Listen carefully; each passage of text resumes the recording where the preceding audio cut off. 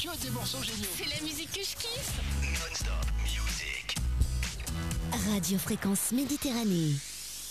10h passées de 38 minutes, on est de retour, toujours avec Thierry Schoss et Jean-Philippe Ackermann de la société Grow Up Human Resources qu'on reçoit ce matin. Ils sont avec nous depuis 10h, on s'est dit plein de choses. Restez avec nous, écoutez bien, parce que si vous voulez savoir comment être heureux au travail, être optimiste et puis encore plein de choses, c'est avec eux que vous allez l'apprendre, c'est avec eux que vous allez comprendre. Tout de suite, on avait terminé la deuxième partie de cette interview on allait leur poser la question. Vous avez eu plein de postes à responsabilité et vous en avez d'ailleurs aujourd'hui au sein de la Jeune Chambre économique. Et là, c'est là où j'aurais voulu que vous m'en parliez. Qui des deux parle ? Alors on va commencer par moi, Vas-y, parce que Jean-Philippe. moi j'ai plus de poste à responsabilité à la Jeune Chambre économique parce que la limite d'âge est 40 ans. Bien, donc... Ah, tu les... non, je les ai passés. Par contre, j'ai une chance inouïe, c'est que la Jeune Chambre économique, vous savez que c'est un mouvement mondial de leaders, d'entrepreneurs, et au service du développement économique de son environnement. Et à l'époque, j'habitais à Avignon, et donc j'ai été président de la Jeune Chambre économique d'Avignon en 83, je crois. Après, j'ai été président régional PACA en 87, et j'ai eu la chance d'être président national en 1990. À l'époque, la Jeune Chambre économique française, c'était plus de 7000 membres, c'était 280 jeunes chambres. Et donc, on a travaillé sur le développement économique des régions, des territoires et de la France pendant toute cette année-là. Et puis, comme les mandats sont d'1 an, après, j'ai eu la chance d'être représentant auprès des Nations Unies pendant les 3 années suivantes pour GCI, la Jeune Chambre internationale. Et j'ai eu l'opportunité d'aller bien sûr à New York, bien sûr à Vienne, bien sûr à Genève, mais aussi et surtout au sommet de la Terre à Rio de Janeiro. Voilà. Et puis après, j'ai eu 40 ans, j'ai passé ma place. Et quand je suis arrivé il y a maintenant 6 ans à Monaco, la première chose que j'ai faite, c'est de contacter les membres de la Jeune Chambre économique de Monaco. Et là, j'ai rencontré effectivement Thierry, qui à l'époque allait avoir des fortes responsabilités à la Jeune Chambre de Monaco. Tout à fait. En fait, Vas-y, rebondis. Je rebondis. En fait, en 2014, j'ai eu la chance qu'on me propose un poste qui était un poste de vice-président en formation. Donc, c'est un poste, on va dire, au niveau national, mais à Monaco. Et dans ce cadre, j'ai rencontré justement Jean-Philippe pour nous accompagner donc sur la prise de parole en public, pour nous accompagner également sur notre team building et qui était sur le thème de refonte un petit peu de la Jeune Chambre économique et puisqu'il venait déjà de se passer 5 ans, donc on était en train de prévoir l'avenir. Et puis après j'ai occupé d'autres postes de vice-président jusqu'à occuper finalement le poste de président national, mais qui m'a permis également de rencontrer du beau monde, bien entendu, d'apprendre beaucoup également sur le management des personnes qui sont toutes et tous des personnes investies mais bénévoles. Et puis de voyager. J'ai eu la chance de partir au Japon, faire une académie qui est offerte par JCI. J'en profite même pour saluer notre présidente actuelle et qui est à l'ASPAC. L'ASPAC, c'est une conférence japonaise. J'ai vu tout à l'heure qu'elle a posté justement sur Facebook, voilà, présidente de Monaco, Olena Prikotko, qui est une jeune femme très très très active, la plus jeune la plus jeune présidente depuis que la Jeune Chambre existe à Monaco. On pourra peut-être la recevoir. Puisqu'on a du mal à recevoir ceux de Menton, puisque pas de problème. On parlera de ça hors antenne, mais voilà. En tout cas, notre radio, notre micro est ouvert, est ouvert pour la présidente de Monaco. Je te laisse terminer, excuse-moi. C'est avec plaisir et donc voilà, je lui passe le bonjour puisqu'elle est donc actuellement, elle était au Japon et puis ensuite elle va partir à la conférence européenne.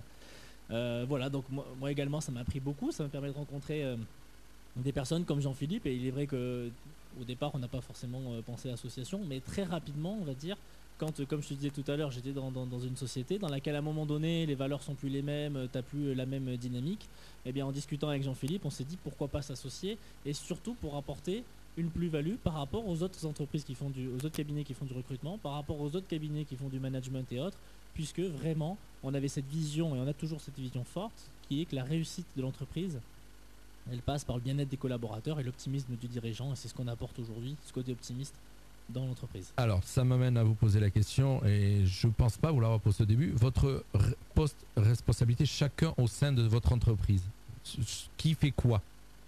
Alors, qui fait quoi? En fait, on fait... Est-ce que vous faites la même chose? Alors, non. Voilà. on est. Non, c'est moi qui travaille le plus. C'est bien ce que j'ai compris. C'est normal, ce que j'ai cru c'est ça comprendre. l'intergénérationnel. Voilà. Donc, en Il y en a fait, un non, qui- il y en a non. un qui est plus intelligent que l'autre qui fait bosser. C'est ça. Vas-y. Non, en fait, on est tous les deux associés hein, dans l'entreprise. On a chacun notre expertise. Moi, sur la partie recrutement, conseil RH également. Et récemment, j'ai passé un diplôme universitaire de droit social monégasque qui permet aussi d'accompagner les entreprises un petit peu plus loin sur tout ce qui est contrat de travail et autres. Et Jean-Philippe, lui, est plutôt sur le coaching en entreprise et puis les conférences, comme on l'a dit tout à l'heure. Oui, les conférences, beaucoup de travail sur les conférences, effectivement. Ben- Mais sinon, on est co-gérant. Cette société nous appartient à tous les deux. Les conférences. Donc, les conférences, apparemment, c'est une industrie, on va dire, entre guillemets, qui est en plein essor depuis quelques années. Et donc, tous les deux, donc c'est surtout toi, Jean-Philippe, qui est spécialisé conférences. Auprès de quel public tu t'adresses? Quel public tu touches? Alors, mon public, ce sont les entreprises qui me commandent les conférences. Les prochaines entreprises, par exemple, ça va être dans le mois qui vient. Je crois que j'ai la BPI. Enfin, je crois pas, je suis sûr. J'ai la BPI, j'ai la Société Générale, j'ai le CJD. Voilà, ces entreprises. Je travaille avec la SNCF, je travaille avec l'EDF. C'est une très grosse boîte qui me demande de mettre de l'optimisme dans leur entreprise, parce qu'on sait très bien que l'optimisme, c'est vraiment une valeur de performance. Et comme on est un monde qui n'est pas en changement, on est un monde qui est en bouleversement, j'ai toujours deux tendances par rapport à un changement, c'est de l'accepter ou de le refuser. Et dans l'entreprise, si je refuse le changement, on voit bien aujourd'hui avec ce qui se passe pour la SNCF, par exemple, où on refuse un changement, forcément l'entreprise ralentit. Et donc l'entreprise est moins performante, et c'est parce que l'entreprise doit être performante qu'elle doit s'adapter qu'il faut absolument que les collaborateurs soient optimistes. Et en 1 heure de temps, je vais je vais impacter la société pour qu'elle devienne optimiste, pour que leur management soit optimiste, pour que les personnes se rendent compte que si elles sont optimistes, la vie est beaucoup plus facile et le travail est beaucoup plus facile. On est d'accord que tout ce que vous prônez et que les conférences que vous faites pour ces sociétés-là, on est toujours dans l'idée de ne licencier personne. Hein, c'est bien ça. Hein. Non, on n'est pas là-dessus. C'est-à-dire que après, je dis pas qu'il faut pas licencier. Non, comme je te dis ça parce que tu parlais d'optimiser une société. C'est ce que tu as dit. Hein, oui, il y a deux choses. Il y a optimiser une société, c'est de travailler sur les marges, c'est de faire en sorte que les marges soient. Vous savez, s'il n'y a pas de marge, il n'y a pas de profit, il n'y a pas de distribution, il n'y a pas de salaire, il n'y a pas d'emploi, il y a du chômage. Il y en a qui ont du mal à le comprendre. Il y a du mal à le comprendre. La mission d'un chef d'entreprise, pour moi, c'est de générer de la marge. Mais après, je peux générer de la marge de deux façons. Soit je suis un cost killer, ça veut dire que je vais tuer les coûts. Mais on a très bien vu, on voit très vite que si je tue les coûts, très rapidement, au bout de 3-4 ans, l'entreprise va péricliter parce que j'ai plus de ressources en fait. Et donc nous, on travaille, et je sors de l'optimisme, mais on travaille non pas sur les charges, mais on va travailler sur les recettes, on va travailler sur la motivation, on va travailler sur donner envie de faire les choses, on va donner sur avoir une vision positive de l'avenir, on va travailler sur par exemple, moi je suis quelqu'un qui est un adepte je mets en place l'intéressement au résultat, parce que ça me semble essentiel d'avoir une distribution du profit aussi auprès des collaborateurs. Donc on va travailler plutôt là-dessus. Je ne dis pas que s'il faut licencier parce que quelqu'un fait une faute, on ne va pas le faire, ça c'est autre chose. Mais on n'arrive pas dans l'entreprise en disant voilà, on va tuer les coûts et tout va bien marcher. Non, au contraire, on va plutôt faire en sorte que chaque collaborateur ait envie de travailler, ait envie d'être bien dans l'entreprise, soit heureux de l'entreprise et que les résultats après soient répartis. Voilà, c'est ça qui est important. C'est une méthode qu'en France on a du mal encore à comprendre, qui est déjà très développée aux États-Unis. Il n'y a qu'à voir comment bossent les grosses boîtes comme Facebook, tout ça, et ils ont où les gens sont très heureux de rester au boulot, puisqu'on met tout en place pour qu'ils s'y sentent le mieux possible. Oui. C'est un peu ce que tu veux apporter ici, parce que je veux dire, en local. Alors, est-ce que votre action déjà se limite qu'au local Non. Voilà. Je voudrais. Par rapport à ce que tu dis, après, je poserai cette question à Thierry. Ouais, par rapport à ce que tu dis, excuse-moi si je suis un peu long, mais pour moi, c'est capital, parce que c'est quand même la vie. D'ailleurs, vous êtes là pour faire passer un message. Le travail, c'est la vie. Et donc, pour moi, le bien-être au travail, c'est pas mettre un baby-foot, un flipper ou une machine à café. C'est pas ça. Le bien-être au travail, c'est du relationnel, c'est comment je suis managé, comment je suis respecté, est-ce qu'on me prend pour quelqu'un d'adultes et est-ce qu'on va m'écouter dans ce que je dis? Est-ce j'ai un management bienveillant? Est-ce que j'ai un management humain? C'est ça le bien-être au travail. C'est pas de mettre des bibelots, ça sert à rien. Hein. Oui, mais ça j'ai bien compris. Mais tout ce que tu dis, c'est toute l'échelle de management qu'il faut traiter parce que tu peux avoir un directeur, un DG qui est au top et puis en dessous derrière les petits chefs qui vont te pourrir la vie.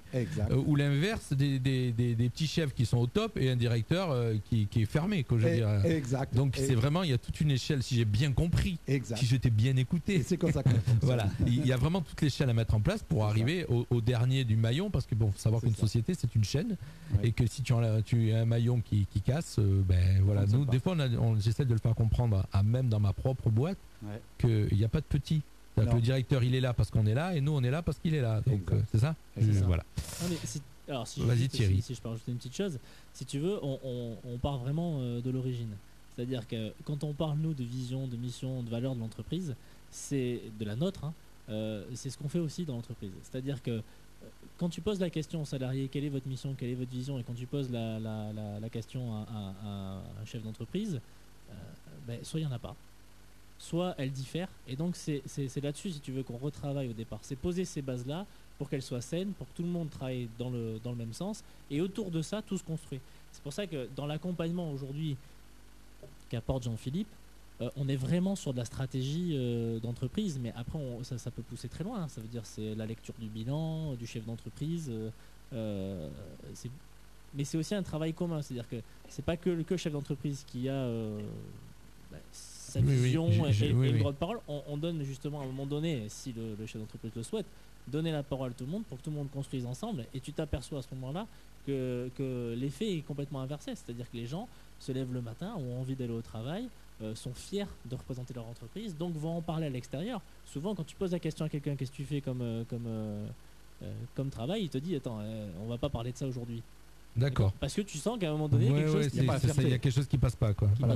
Et l'objectif, c'est ça, c'est que les gens derrière se lèvent tous ensemble pour ça, parce qu'il faut quand même se rappeler qu'on fait plus de 8 à 10 heures par jour au travail, donc on passe plus de temps au travail que ce qu'on passe à la maison, donc autant que ça se passe bien. Donc votre action là pour on va dire pas clôturer, mais votre action pour je cherche mes mots, excuse-moi, ça se limite j'ai commencé à poser la question tout à l'heure, qu'au local, ou vous allez beaucoup plus loin? Non, nous on va partout, les entreprises nous demandent. Moi, mes clients, par exemple en conférence, c'est pas du tout local, c'est international.